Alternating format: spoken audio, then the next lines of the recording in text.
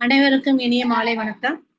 தேசிய மகளிர் ஜோதிட கூட்டமைப்பு சார்பாக நடந்து வரும் ஜோதிட நட்சத்திர சுடர்மணி நிகழ்ச்சிக்கு வருகை புரிந்திருக்கும் அனைத்து குருமார்களையும் குரு ஜோதிடர்களையும் மற்றும் ஜோதிட ஆர்வலர்களையும் வருக வருக என அனைவர் சார்பாகவும் வரவேற்கிறேன்.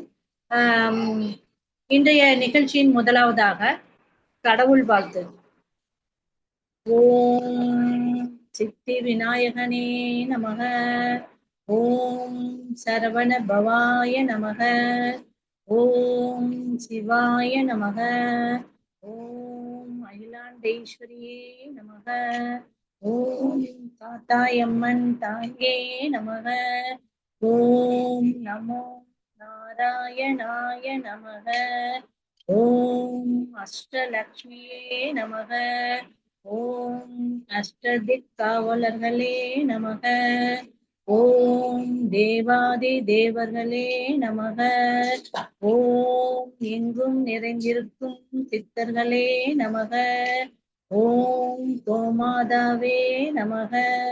ஓம் பிரபஞ்ச சக்தியே நமோ நமக. காதலாகி கசிந்து தண்ணீர் மல்கி ஓதுவார் தம்மை நன்னறி குய்ப்பது வேதம் நான்கினும் மெய்ப்பொருளாவது நாதன் நாமம் நமச்சிவாயவே. ஓம் க்ரீம் ஆதித்யாய சோமாய மங்களாய புதாய ச குரு சுக்ர சனி பெற்ற ராகுவே கேதுவே நமோ நமக. ஓம் குரு பிரம்மா குரு விஷ்ணு குரு தேவோ மகேஸ்வரக குரு சாட்சாத் பரபிரம்மம் தஸ்மை ஸ்ரீ குருவே நமக. நிகழ்ச்சியின் அடுத்ததாக ஒவ்வொரு நாளும் சிறப்பாக நடைபெற்று வரும் ஜோதிட டிப்ஸ். இந்த ஜோதிட டிப்ஸை வழங்க நமது தேசிய மகளிர் ஜோதிட கூட்டமைப்பின் ஆலோசகராக இருக்கக்கூடிய திருப்பூர் மாவட்டத்தைச் சேர்ந்த தனம் தண்டபாணி ஐயா அவர்களை வருக வருக என வரவேற்கிறேன். வணக்கம், அனைவருக்கும் அநேக நமஸ்காரம். தேசிய மகளிர் ஜோதிட கூட்டமைப்பு நட்சத்திர சுடமணி நிகழ்ச்சியில் தனம் சேர தனம் தண்டவாணியின் 4 டிப்ஸ். இன்று உத்திராடம் நட்சத்திரம், அதாவது குரு கர்மபதிவு பெற்ற நட்சத்திரம். குருவின் வாகனம் யானை. எனவே தனம் சேர யானைக்கு பலாப்பழம் தானமாக கொடுக்க தனம் சேரும். நன்றி, வணக்கம். சரி, வேற என்ன சொல்றேன். அடுத்ததாக வரவேற்கிறேன். அதாவது ஒவ்வொரு நாளும் பாத்தீங்க அப்படின்னா நமது ஜோதிட நட்சத்திர பிள்ளையாரு கண்டிப்பா கொடுத்துருவாங்க. தயவு செய்து மியூட் போட்டுக் கொள்ளவும். கோபி ராமமூர்த்தி ஐயா அம்மா. ஜோதிட நட்சத்திரமின் சுடர்மணி நிகழ்வில் ஒவ்வொரு நாளும் பாத்தீங்கன்னா ஒவ்வொரு ஜோதிட குருமார்கள் ஜோதிடம் சார்ந்த நிகழ்வுகளையும் தங்களுடைய அனுபவங்களையும் ஜோதிட சூட்சமங்களையும் இங்கே பகிர்ந்து கொண்டு இருக்கிறார்கள். அந்த வகையில் இன்று நம்மிடையே ஜோதிட சிரோன்மணி செல்வராணி அம்மையார் அவர்கள் நம்மிடையே இங்கு வருகை புரிந்திருந்தார். அவரை அனைவர் சார்பாகவும் வருக வருக என வரவேற்கிறேன். இவரை பற்றி உங்களுக்கு சில குறிப்புகளை சொல்ல ஆசைப்படுகிறேன். இவரது தாயார் ராமு தாய் அம்மையார் அவர்கள் ஆவார்கள். இவரது தந்தையார் PS பழனிசாமி ஐயா அவர்கள் ஆவார்கள். இவருடைய குருநாதர் என்று சொல்லமோ பாத்தீங்க அப்படின்னா ஓசூர் சாந்தி அம்மாள் அப்படிங்கிறவங்க மிக சிறந்தவர்களாக இருக்காங்க. அது மட்டும் இல்லாது பாத்தீங்கன்னா இவர்களுடைய இந்த ஜோதிட பயணம் அப்படிங்கிறது பாத்தீங்கன்னா அச்சயா ஜோதிட நிலையத்தில் தன்னுடைய ஜோதிட கல்வியை பயின்று அதை நிறுவனத்தில் பாத்தீங்க அப்படின்னா கலாவாணி என்ற பட்டத்தையும் பெற்று சிறப்பு பெற்றுள்ளார். மேலும் பாத்தீங்க அப்படின்னா இந்த சுகர் நாடி என்று சொல்லக்கூடிய சுகர் நாடியின் தலைவர் திரு விஜயன் ஐயா அவர்களும் இவர்களுடைய தலைய குருவாக அவர்கள் நிகழ்கிறார்கள். மற்றும் ரேகி கிராண்ட் மாஸ்டரிடம் இவர் கலைகளை பயின்றுள்ளார். இத்தகைய சிறப்பு மிக்க ஜோதிட சிரோன்மணி செல்வராணி அம்மையார் அவர்கள் இன்று நம்மிடையே, அதாவது என்ன தலைப்பு அப்படின்னு கேட்டோம்னா, நமக்கு பிரபஞ்சம், அதாவது முதன்மை கிரகமாக இருக்கக்கூடிய சூரிய பகவான் 12 ராசிகளில் நின்றால் என்னென்ன பலன்களை நமக்கு தருவார் என்ற தலைப்பில் நம்முடைய அவர்களுடைய கருத்துக்களை பகிர வந்துள்ளார். அனைவர் சார்பாகவும் அவர்களை வருக வருக என வரவேற்று தங்களுடைய சிறப்புரையை ஆற்றும்படி அன்புடன் அழைக்கின்றேன். மேடம்.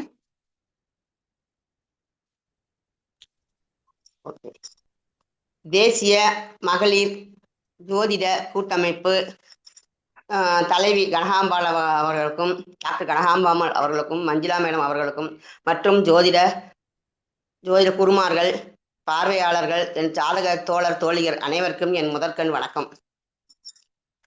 என்னை பெற்ற தாய் தகப்பன் பாதங்களை வணங்கி என் குருமார்களை வணங்கி நான் இங்கு வந்துள்ளேன். நன்றி. அதாவது சூரியன் அப்படிங்கிறவங்களை பற்றி பேச வந்திருக்கேன். அதாவது ஆதித்யாய சோமாய மங்களாய புதாட்ச குரு சுக்ர சனிச்ச ராகுவே கேதுவே நமக. அதாவது முதல் சூரிய பகவானை வணங்கிட்டு ஆரம்பிக்கலாம் அப்படின்னு. சூரியன் வந்து ஒரு ஒளி கிரகம். சூரியன் வந்து ஒரு ஒளி கிரகம்.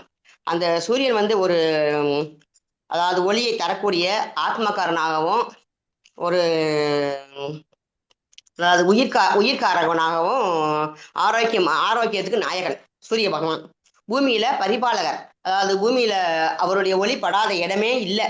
நொடி கூட ஓய்வே இருக்க மாட்டார். அவருக்கு ஓய்வில்லாத ஒரு அருளாளர். அவர் பணி செய்து கிடப்பதே தன் பணி என்பதை சிறமேற்கொண்டு செயல்படுத்தக்கூடியவர் சூரிய பகவான். இவர் இல்லைன்னா பூமியில ஒரு புல் பூண்டு கூட இருக்காது, முளைக்காது. சூரியனுடைய ஒளியை பெற்றுதான் இதெல்லாம் உருவாகுது.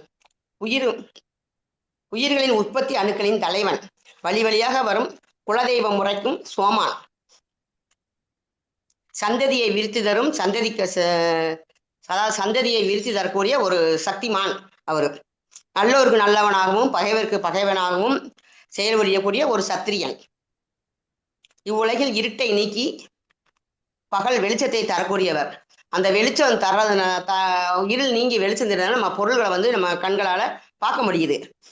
மனித வளங்களில் விடாப்பிடியான போராட்ட குணத்தை உருவாக்கி அந்த போராட்ட குணத்தின் மூலம் உங்களுக்கு ஆத்மகாரகனா இருக்காரு. அதாவது அதிகாலையில நம்மளை எந்திரிக்க சூரியன் ஒதுக்கிறதுனாலதான் முழிக்கிறோம். அதிகாலையில நம்ம சூரியனை ஒதுக்கி வச்சு திரைக்கடல் ஓடியும் திரவியம் தேடு அப்படின்னு நம்மளை வேலைக்கு போக சம்பாதிக்கிறதுக்கு நம்மளை உருவாக்கக்கூடிய ஒரு சம்பாத்திய காரன். குடும்பத்தை பேணி போகும் கடமை மிகு தகப்பன்.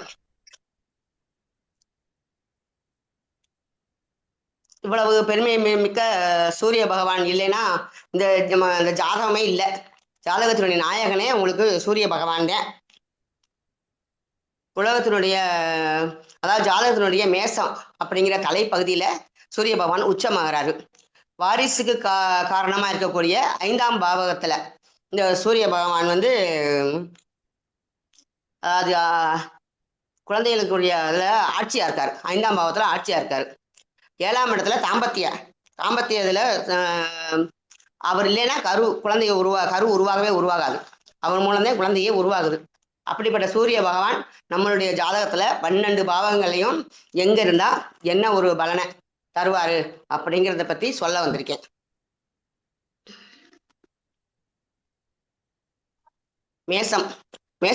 மேச லக்கணத்துல 1ஆம் பாவகத்துல சூரியன் அங்க இருந்தா வந்து அந்த நபருடைய ஆளுமை திறன் நல்லா சிறப்பா இருக்கும். அவரு அவங்கள பார்த்தாலே பிரகாசமா தெரிவாங்க. பார்த்தாலே முகம் பிரகாசமா இருக்கும். நிர்வாகத்திறன், அதிகாரம், கண்டிப்பு, அதாவது வெளிப்படையா உண்மையை பேசக்கூடியவரா இருப்பாரு. தலைமைத்துவமாக இருக்கும். கொஞ்சம் அவங்களுக்கு சூரியன் இருக்கிறனால கொஞ்சம் கர்வமா இருப்பாங்க. பிற முன்னிலை பேசும்போது அடுத்தவங்கள்ட்ட பேசும்போது இவர் சூரியன் உச்சமா இருக்கிறாருங்கிறத அவர் பேச்சு குரல் தொழிலிருந்தே நமக்கு தெரியும். தானாவே கவனத்தை ஈர்க்கக்கூடியவர். மேசத்தில் உச்சத்துல இருந்ததுனால வீரமும் ஆண்மையும் நிறைஞ்சிருப்பாங்க. மேசத்துல இருந்ததுன்னா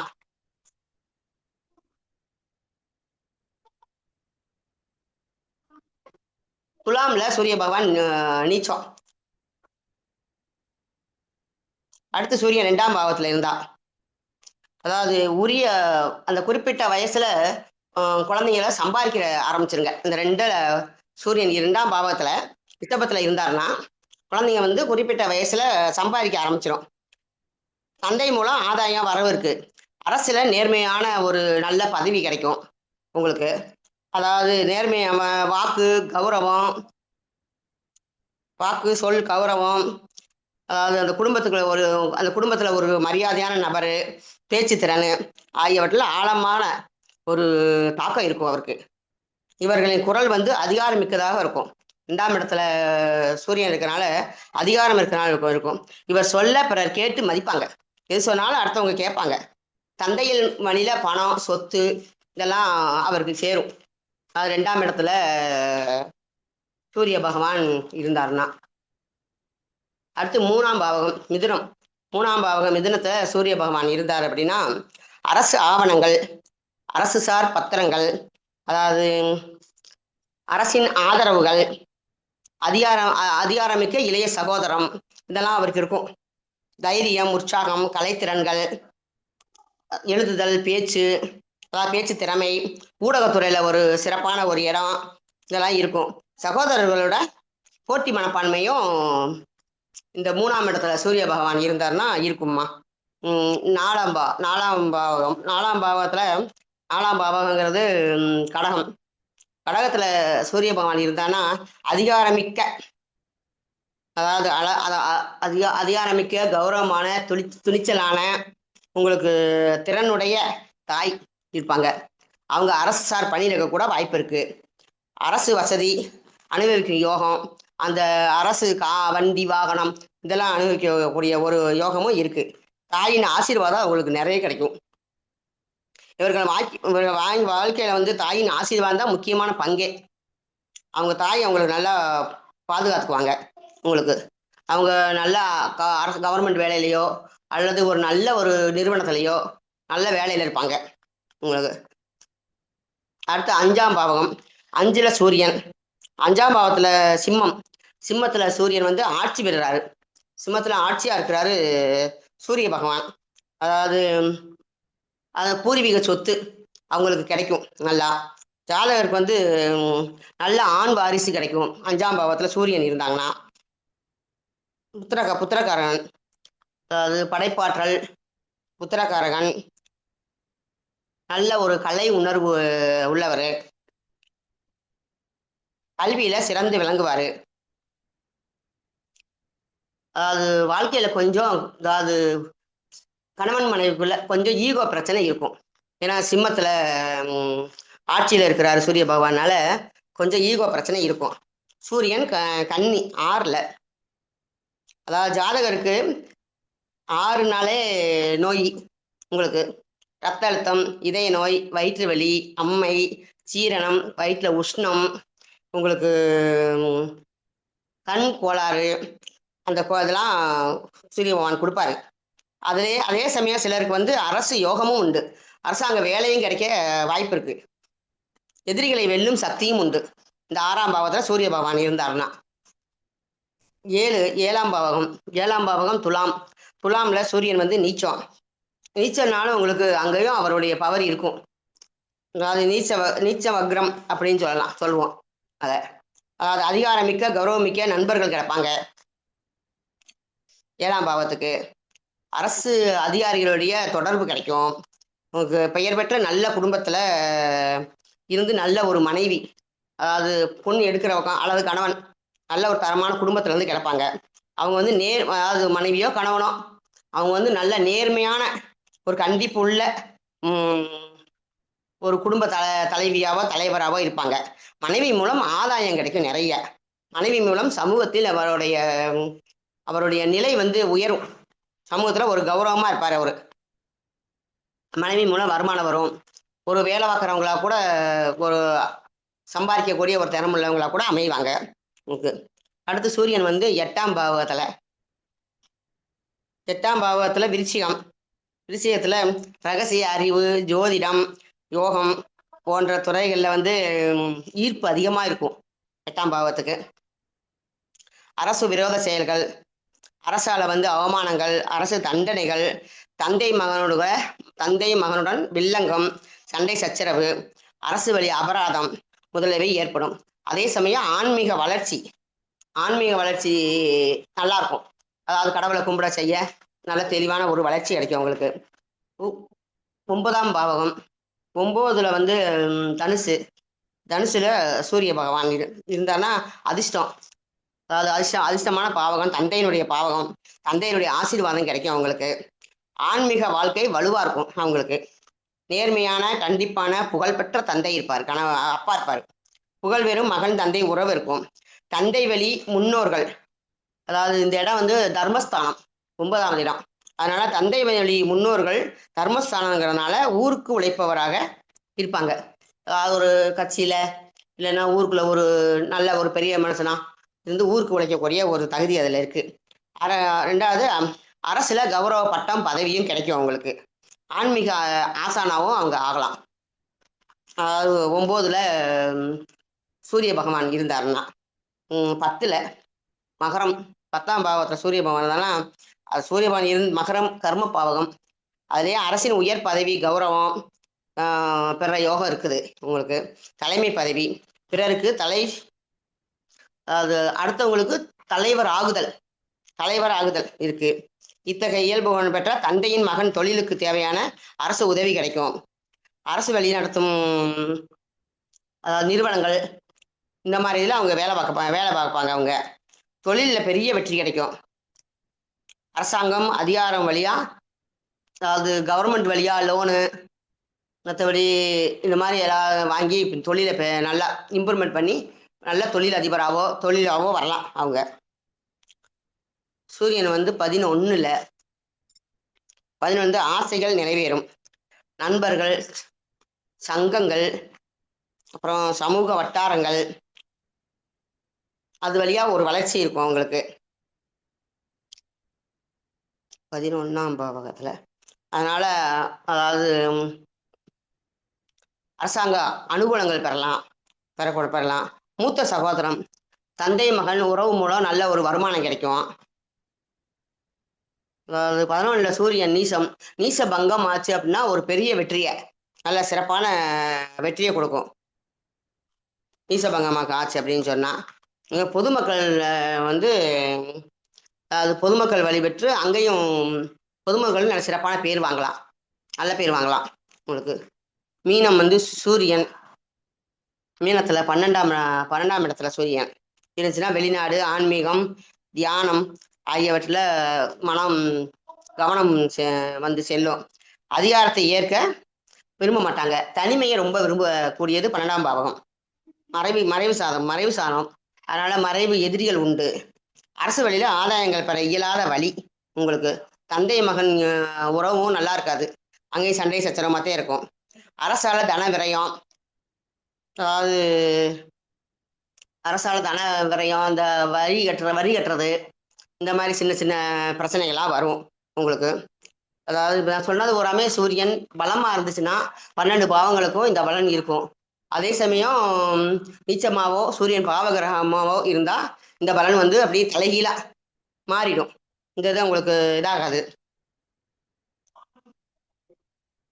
அதாவது லக்கணத்துல இருந்துச்சுன்னா என்ன செய்யறது, அதாவது ஆணவமா இருப்பாங்க லக்கணத்துல. அதாவது 1 லக்கணத்துல மேசத்துல சூரியன் இருந்துச்சுன்னா ஆணவமா இருப்பாங்க. 7ல இருக்கிறது அப்படின்னால வாழ்க்கை துணையோட கௌரவமா நல்லா இருப்பாங்க. துலாம்ல நீச்சத்துல நீசவக்க பங்கம் வந்து இருந்துச்சு அப்படின்னு சொன்னா அவங்களுக்கு ஒரு நல்ல ஒரு வழிகாட்டியா, ஒரு நல்ல ஒரு பெரிய ஒரு அதிர்ஷ்டம் கிடைக்கும் உங்களுக்கு.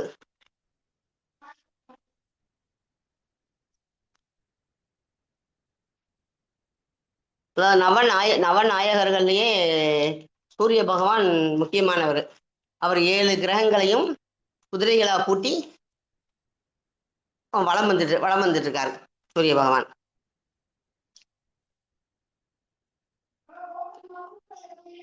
நேர்மை, உண்மை, சத்தியம், அன்பு, கருணை, உங்களுக்கு கண்டிப்பு என்பதை மனித மலங்களில் விதைக்கும் உழவன்.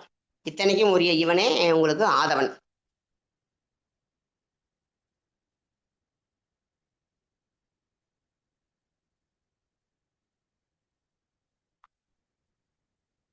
நீ நேரம் இருக்காமா?